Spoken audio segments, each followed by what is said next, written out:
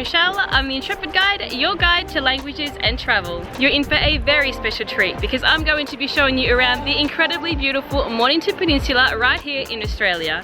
This place holds a very special place in my heart because this is where I grew up. So sit back and enjoy as I show you some of my favourite places and show you some of the best things to do on the Mornington Peninsula. The Mornington Peninsula is located just over an hour's drive southeast of Melbourne City in Australia. The Mornington Peninsula is home to breezy seaside villages, vineyards, wineries, hot springs, countless different lookouts and golden beaches, and there's also some of the best opportunities of seeing Australian wildlife here. That's right, you can see kangaroos, koalas and kookaburras. And if you like, there are even eco-tours where you can go swimming with the dolphins and seals. So sit back as I show you some of the best things to do on the Mornington Peninsula.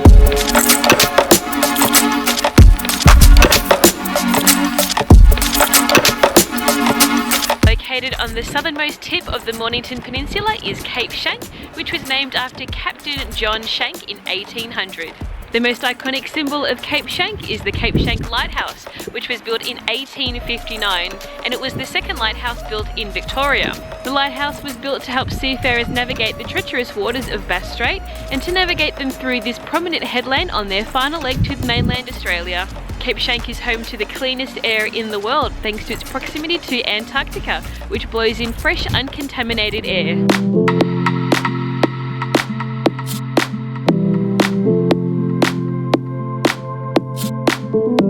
Welcome to Flinders. This is one of the Mornington Peninsula's most charming villages.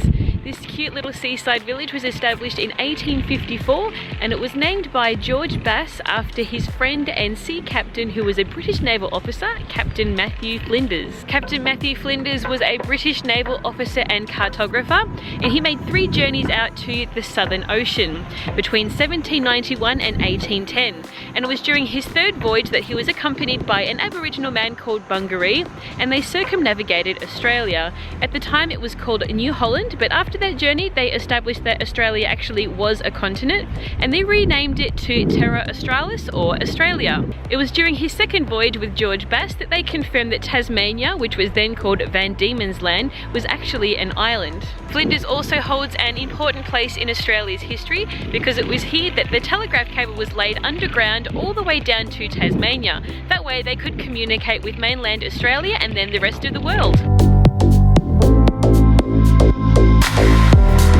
According to a 2016 census, there are fewer than 1,000 people that live in Flinders, but it is a very popular scuba diving location and a great place to see the weedy sea dragon.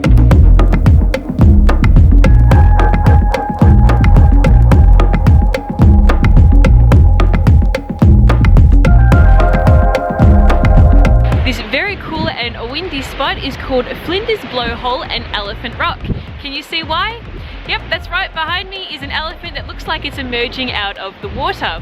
Now this is actually one of the few places that you can access the ocean between Cape Schanck and Flinders to see the beautiful rocky coastline that extends all the way out into the Bass Strait towards Tasmania. From the car park there is a viewing platform so you can see the elephant in all its glory. Otherwise, if you're feeling a little bit more adventurous, you can take the boardwalk which heads all the way down to the elephant itself and to the rock pools on the coastline. But please be careful when you go out there because the rocks can be very slippery and there are high waves and strong tides.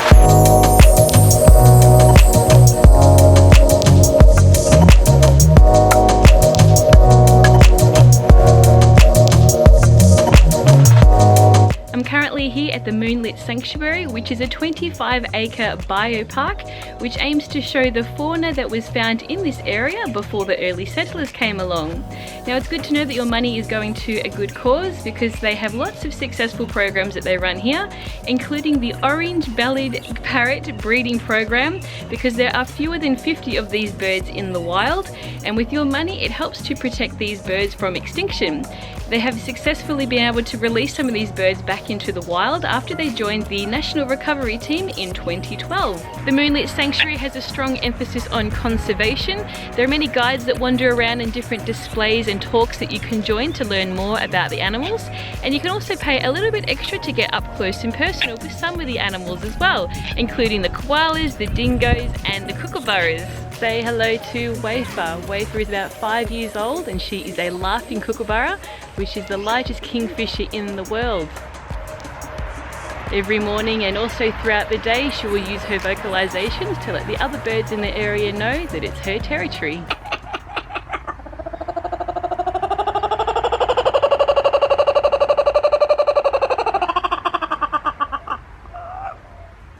This beautiful creature behind me is a southern hairy-nosed wombat, which is native to Australia, and you can find it on the southeastern coast of Australia and into Tasmania. Just like kangaroos and koalas, wombats are marsupials, which means that their young grow in the mother's womb before moving to the mother's pouch where they continue to develop. Wombats have the largest brain of all marsupials, including the kangaroo, and they are exceptional diggers, especially when it comes to burrows, which can reach up to 150 feet.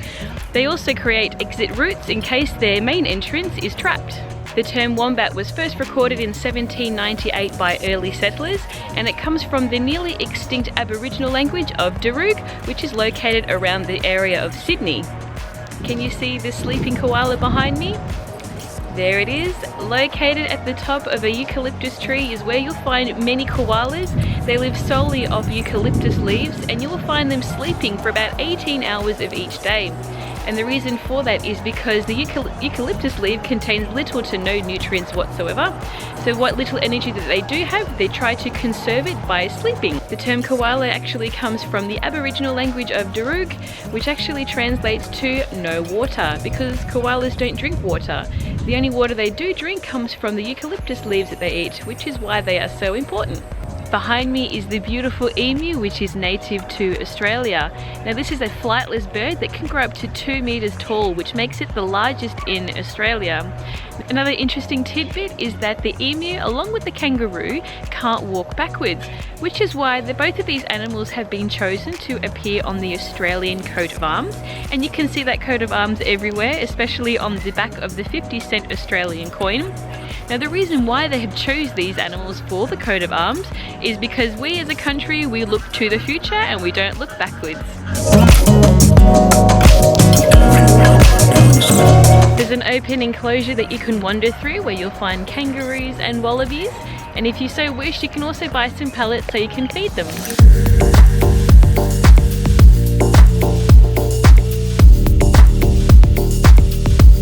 This beautiful beach with colourful beach boxes is called Safety Beach, but it wasn't always called that. It used to be called Shark Bay, and the reason for that is because there used to be a lot of cattle farms around here, and the scent of the cattle used to attract sharks.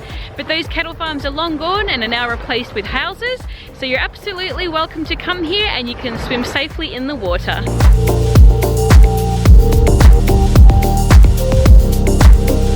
Couple of minutes drive up the road from Safety Beach is the beautiful Dromana foreshore. Behind me is the Dromana Pier. Now this coastal town is very popular during the summer. There are a lot of shops here as well, and it is also famous for having a lot of vineyards and vineyards here, and there are about 22 of them that you can explore and buy wine from. The name Dromana is thought to be of Irish origins because in the 1830s there were a lot of gold prospectors that came to the area, and there is a place in County Waterford in Ireland that is called Dromana, and it is on the tidal section, so it makes sense that that's probably where the name came from. One of the best things to do in Dromana is to grab some fish and chips at the fish and chip shop across the road and come over here on the beach and have it for either lunch or dinner. There is also a drive-in cinema that you can go to, which is popular with locals and holiday makers alike. All along the foreshore there are designated picnic and sitting areas, so you can sit down, enjoy the view, and if you're lucky you may even spot some marine life. That's right, seals, dolphins and even humpback whales are known to come into Port Phillip Bay, so keep an eye out for those.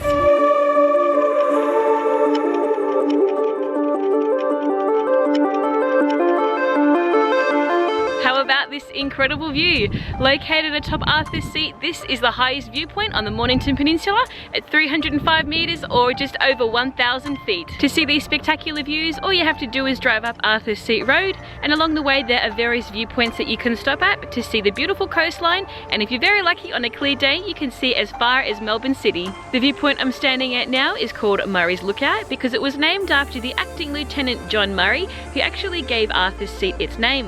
In 1802, John Murray sailed into Port Phillip Bay on the HMS Lady Nelson, and upon seeing this hill, he noticed a resemblance between the Arthur's Seat Hill in Edinburgh with this one, so that's how it got its name. There are lots of ways to enjoy Arthur's Seat. You've got the Enchanted Adventure Gardens, which features about 20 different themed gardens. You've got the Seawinds Gardens with different walks, and you can even spot wildlife, and there are even barbecue areas. But perhaps the most iconic thing to do at Arthur's Seat is to climb aboard the state-of-the-art gondola known as the Arthur's Seat Eagle. It'll whisk you across the treetops, and you can also get incredible views over the bay, and you can even spot wildlife down below. Inside the Seawinds Gardens here at Arthur's Seat, there is the William Ricketts Sculpture Trail. Now, William Ricketts was a local artist from Melbourne, and he lived with the Aboriginals in the 1950s and 60s, and each of these sculptures represents the Aboriginals' attachment to the land, and in some of the sculptures he even includes himself.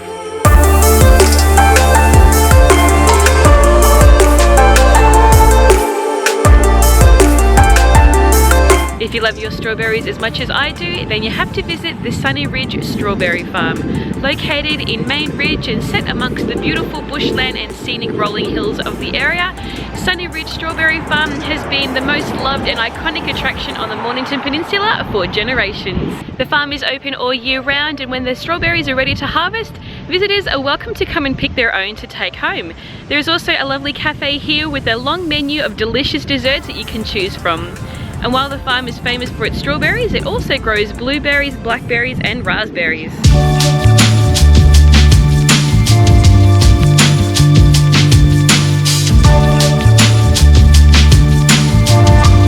Just 5 minutes drive from the Sunny Ridge Strawberry Farm is the rural community of Red Hill South.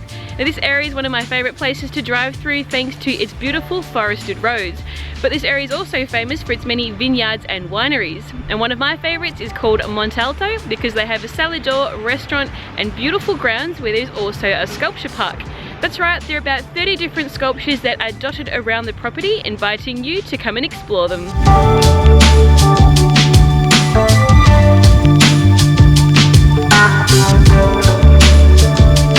Looking for something unique to do? Then you have to come to the Ashcombe Maze and Lavender Garden.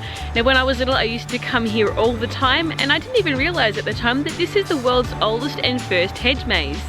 Also inside you'll find a beautiful circular rose maze alongside a lavender labyrinth that's in bloom all year round. There's a cafe here, so you can always have a break in between the different mazes as you explore the grounds that cover 25 acres.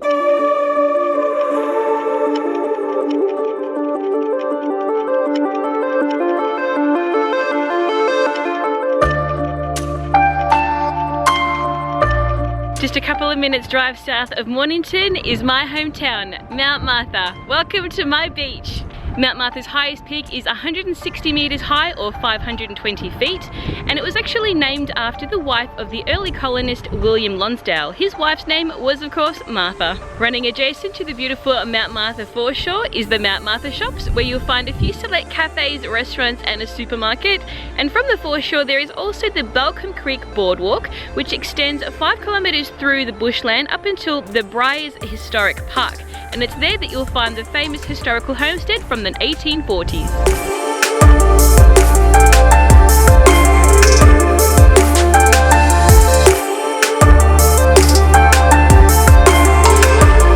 Where I am now is just one of the viewpoints here at the Balcombe Estuary Reserve.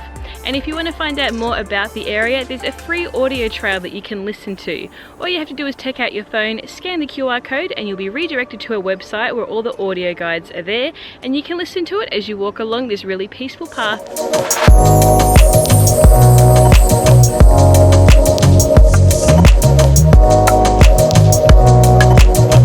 Welcome to Mornington, famous for its village vibe. Many tourists and Melburnians make day trips down here to enjoy the beaches and wineries of the area. There are plenty of galleries, cafes, restaurants and markets in Mornington. In fact, the midweek market, which takes place on Wednesday, is the longest running regional midweek market in Victoria. There are a few historically important monuments here in Mornington, and one of them is the post office. The post used to arrive here where I am now at Snapper Point, which is located at the end of Main Street, and it used to be transported up to the post office by horse and cart. Now, this post office opened in 18 1863, and back then the whole area was called Snapper Point, but in 1864 it was renamed Mornington. Located just across the road from the Mornington Post Office is the Mornington Courthouse and Lockup, which dates back to 1860, making it the oldest public building in Mornington, and it was in use up until 1988, and it features just 2 jail cells.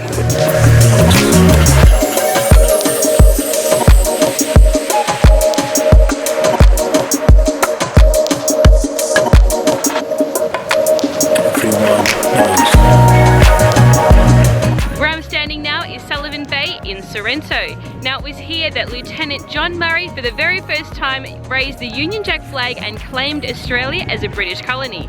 This milestone event happened right on the hill behind me where you can see the flagpole. This happened on the 9th of March 1802, and back then the area was called Port King and it was soon renamed Port Phillip. Also here marks the start of the Millionaires Walk, which is a 1.5 kilometre coastal walk past some of the most beautiful and expensive residences in Australia. The average price of a home here costs $2.8 million, and as you can see from behind me, many of them have their own private jetties. The Millionaires Walk also makes up part of the Portsea Sorrento Artist Trail, and it is along here that you'll see 4 of a total of 14 locations that were featured in famous local paintings. You can still see many grand hotels and homes here in Sorrento, which date back to the 1860s and were made from local limestone. In April of 1803, the HMS Calcutta and the transport ship named Ocean sailed from England via the Cape of Good Hope to here in October of the same year. Now where I am now is the Collins settlement, which is based on Sullivan's Bay. On board the ship were officers, free settlers and convicts, and wives and children. Lieutenant David Collins established his settlement here on about 5 acres or 2 hectares of land set between 2 headlands referred to as sisters. This settlement is significant because it is the first attempt at settling Europeans here in the state of Victoria permanently. This location was chosen for 3 strategic reasons. First, because of its proximity to the Port Phillip Bay heads that lead out into Bass Strait towards Tasmania. Second was to help relieve some of the convict numbers in Sydney, and third was to prevent the French from colonising this region. Due to a lack of fresh water, the settlement here didn't last more than a few months, and they headed on to Van Diemen's Land, which is now called Tasmania. So there isn't too much to see around here. There is a lovely coastal walk, and there are a few graves from the early settlers that you can see.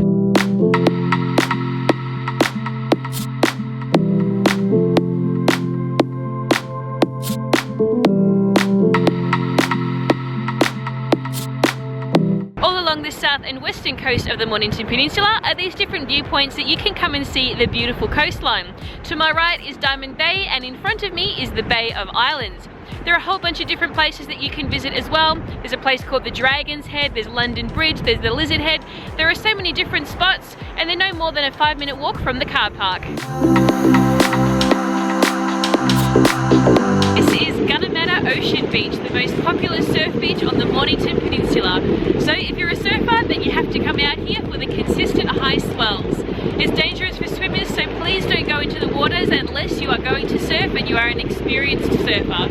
To get to Gunnamatta, you can take the walking trail from Cape Schanck, or you can drive here. It's about a 10 to 15 minute drive.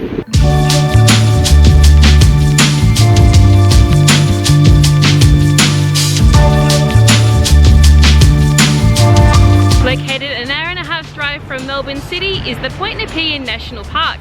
This point is located at the very tip of the Mornington Peninsula at its most westerly point.